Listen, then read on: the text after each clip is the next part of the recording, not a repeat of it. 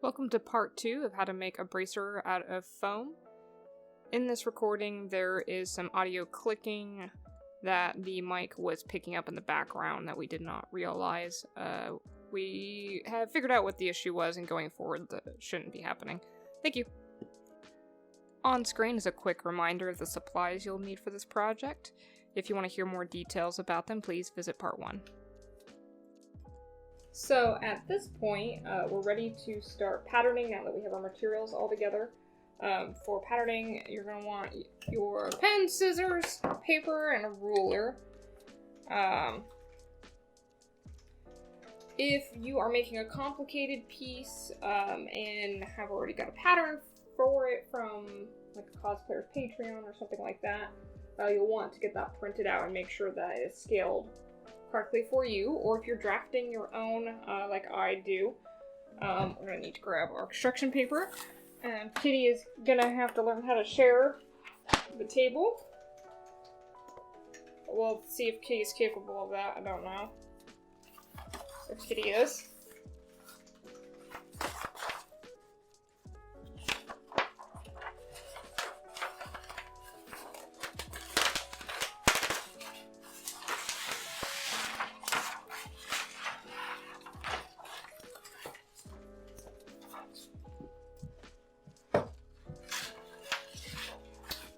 Alright, so make sure that you have looked at your references really thoroughly. If possible, try to find references of the bracer you're doing from multiple angles. For my piece, I'm going to be doing just a simple, the Adventure Zone. Which one is it? Balance? I always get the mixed up. Yeah, that's Balance. The Adventure Zone Balance bracer. The Bureau Balance bracer from the comic book version. It's pretty simple. So I am going to go ahead and draft that. You can get really mathematical with it if you want. You can kind of eyeball it. If you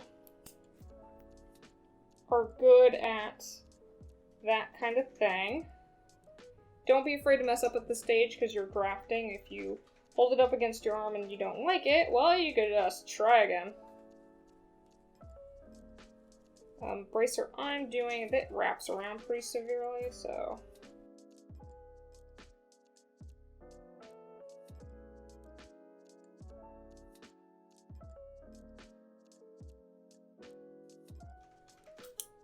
I tend to rough it at first in one color and then go back through with the ruler to do solid straight lines.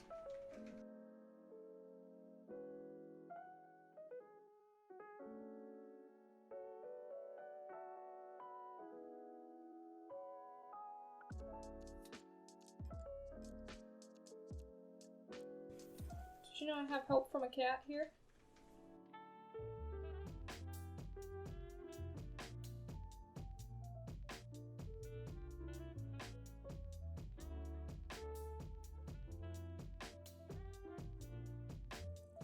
I am so kitty blessed doing this video.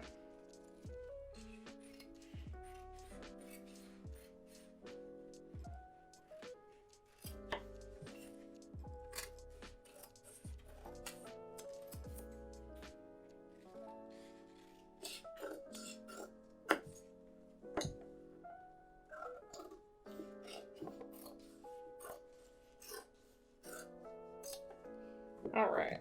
Once you got your pattern cut out, you'll want to hold it up, kind of like bend the paper a little, how you expect to bend the bracer. Mine's a pretty severe wraparound style.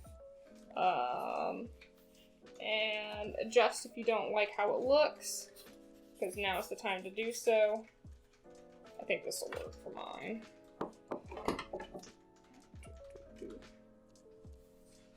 Alright, buddy. So now you got your base shape. You'll also want to draft out all of the raised details in the bracer. I normally use the thickest of the foam for this first layer, the base shape, and then the thinner foam for any raised designs that go on top of that.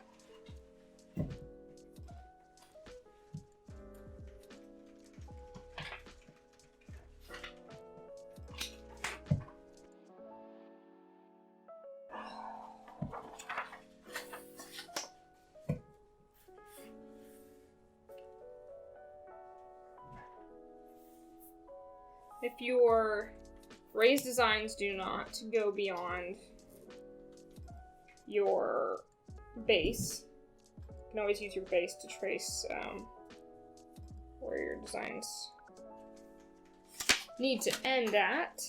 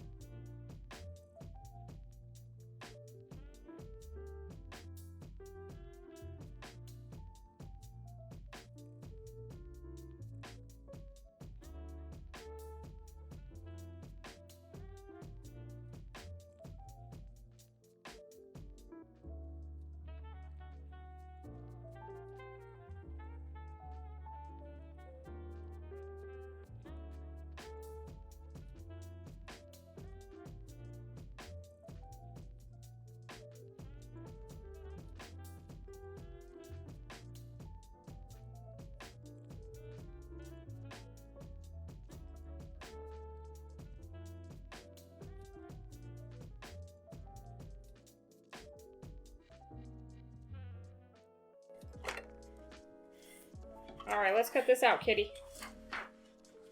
Why do I feel like I have just accidentally chosen wherever the cat wanted to take a nap right now, and the cat has decided I just have to deal with it?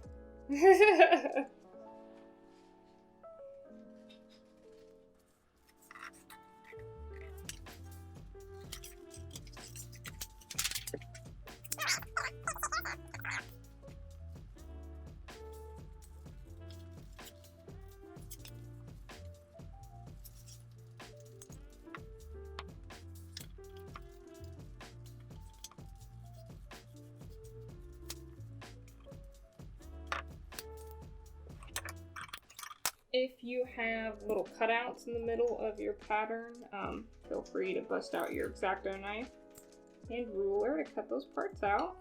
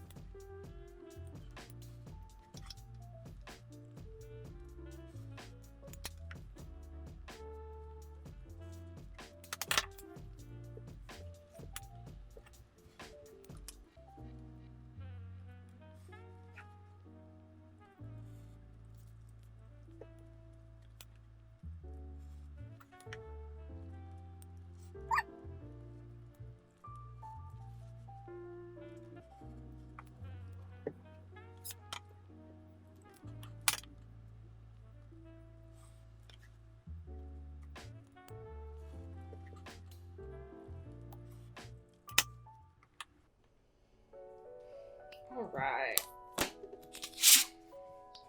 So, now you want to test your layers all together. Make sure it's still looking right. You can always tape, as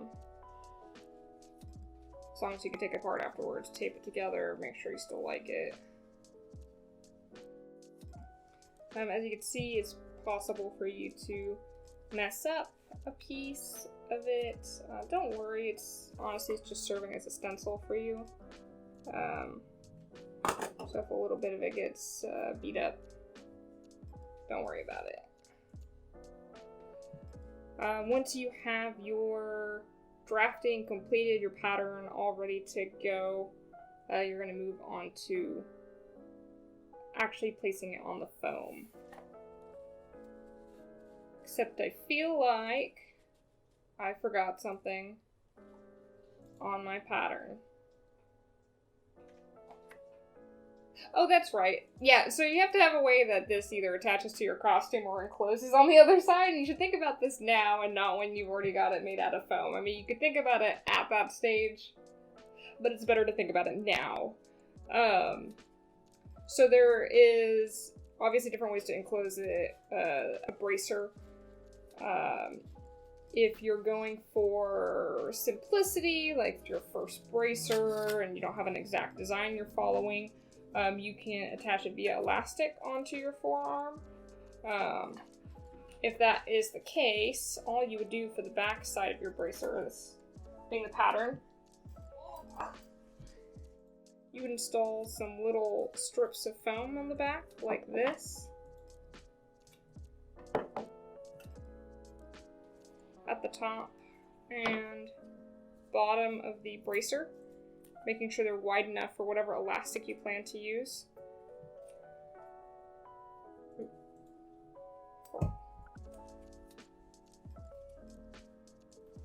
Alright, so where you see the white, this would be more pieces that you cut out, and you would only see like the top and bottom with your elastic going through the center there on both those sides.